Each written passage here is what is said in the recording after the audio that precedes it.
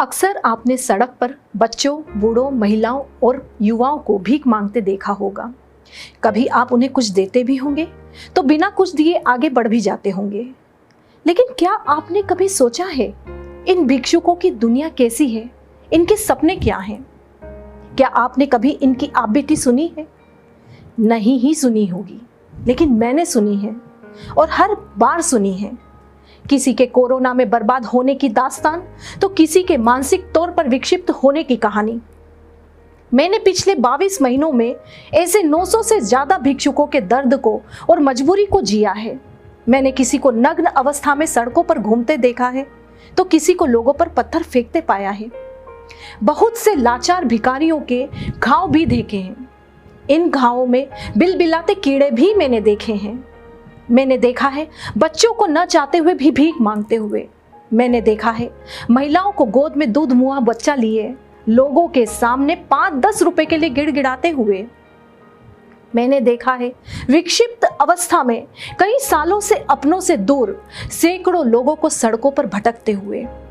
मैं रूपाली जैन, संस्था प्रवेश की अध्यक्ष। पिछले 15 महीनों से मैं नगर निगम के साथ भिक्षुक मुक्त अभियान के पायलट प्रोजेक्ट की संचालक हूँ। कहने को भले ही यह अभियान है, लेकिन मेरे लिए तो यह मेरे जीवन का संकल्प है।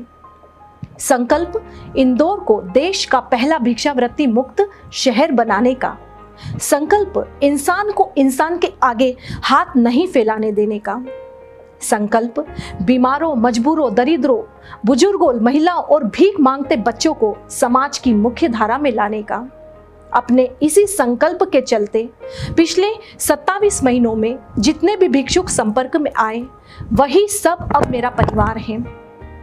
अभियान के दौरान शहर की सड़कों, गली, मोहल्लों और चौराहों पर मैंने भिखारियों के जानलेवा हमले भी सहे हैं। कभी हाथ पर चोट खाई है तो कभी पैर घायल हुआ। किसी ने पत्थरों से मारना चाहा तो किसी ने चाकू से हमला किया। वही हमलावर भिखारी अब संस्था प्रवेश का अभिन्न अंग है। उन्होंने हमला किया, लेकिन हमने उन्हें सहारा देकर आत्मनिर्भर बनने का हौसला दिया। बस यही हौसला मैं आपसे चाहती हूँ। जो संकल्प मैंने लिया है वैसा ही एक संकल्प इंदौर शहर की जनता से चाहती हूँ।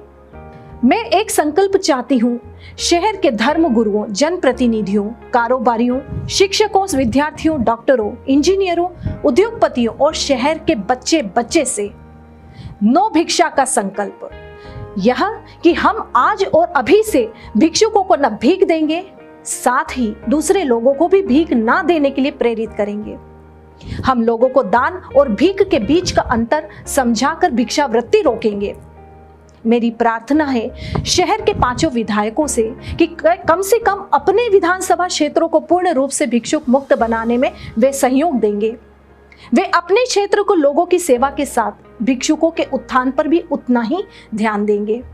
मैं संकल्प चाहती हूँ शहर के सांसद से कि वे भिक्षुक मुक्त अभियान को पूरे संसदीय क्षेत्र में फैलाएंगे। मैं एक संकल्प चाहती हूँ शहर के प्रथम नागरिक हमारे महापौर से कि वे स्वच्छ शहर को अब भिक्षुक मुक्त भी बनाएंगे।